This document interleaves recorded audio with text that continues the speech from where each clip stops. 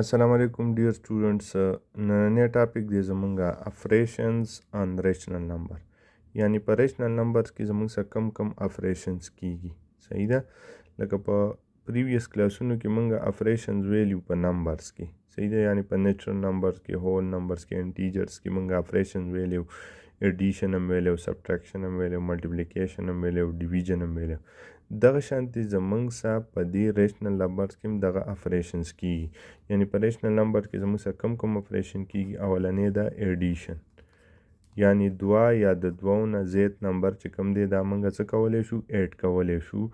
دوه ریشنل نمبر یا درې یا څلور صحیح شو، چې هر څومره نمبرز وي نو دا موږ څه کولی شو، ایډ کولی شو، یعنی په دې کې موږ ایډیشن کولی شو. دویم اپریشن دی زموږ سره سبټریکشن. څه شی؟ سبټریکشن، یعنی منګه دوه یا د دوو نه سیوا ریشنل نمبر چې کوم دی د یو بل نه څه کولی شو، سبټریکټ کولی شو. د دې سبټریکشن من کولی شو.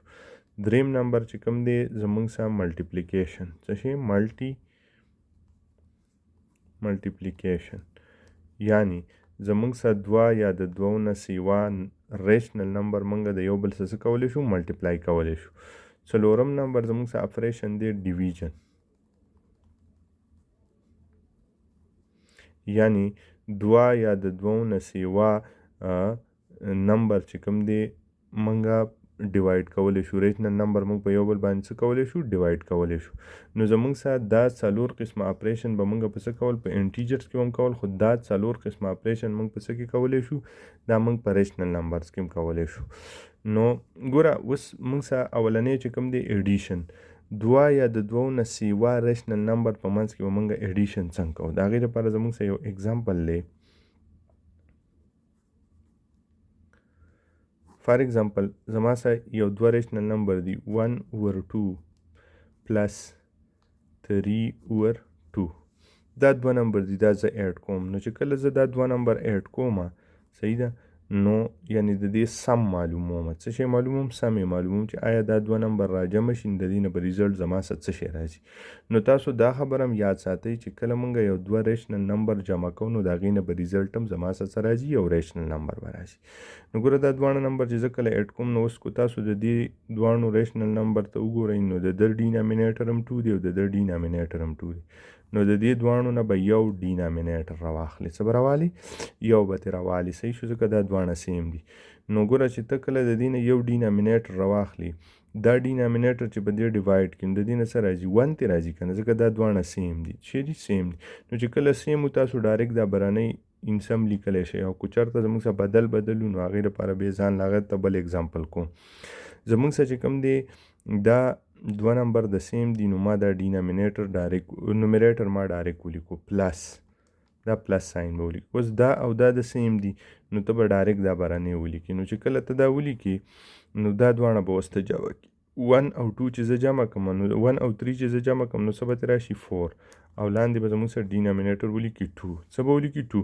نو زما سره د دې نه دا انسر هم رالی، دا څه دا انسر هم ترې رالی. دا زما څه وګوره، دا دواړه ریشنل نمبر ما را جمع کړه، د دې نه ریزلټ هم یو ریشنل نمبر رالی. او ته د دې بل انسر دا هم لیکلی شي، 4 چې په 2 ډیوایډ کې څه ترې رالی، 2. خو دا 2 هم زما څه شی دی، یو ریشنل نمبر دی. څه شی دی؟ یو ریشنل نمبر. نو په دې طریقه باندې ته یو دوه ریشنل نمبر را جمع کولی شي. اوس فار ایگزامپل ستاسو یو بل ایگزامپل زه اخلم. دا خو زما سره هغه ایگزامپل چې په کوم کې زما سره ډینامینیټر د سیم. اوس زه یو بل ایگزامپل اخلم. فار ایگزامپل پای کې زما سره رالی 1/2 پلس 3/4. داسې رالی. چې داسې رالی نو اوس ګوره په دې کې زما سره دواړو کې ډینامینیټر څه شی دي، بدل دي. نو چې کله ستا سره ډینامینیټر بدل نو ته به د دې دواړو څه والي، السیم بیا والي.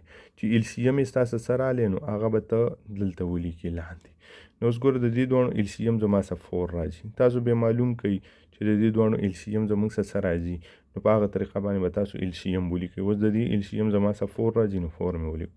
اوس دا 4 چې کله ته په دې 2 باندې ډیوایډ کړي، دا 4 به څه کې په دې 2 بیا ډیوایډ کړي. نو چې په دې ډیوایډ کړي 2 ترې رالی، هغه 2 به د دې 1 سره ملټیپلای کړي، یعنې داسې به ولیکي 2 ملټیپلای بای 1 پلس دا 4 چې به دې 4 ډیوایډ کړي څه ترې راځي، 1. او 1 به د دې 3 سره ملټیپلای کړي.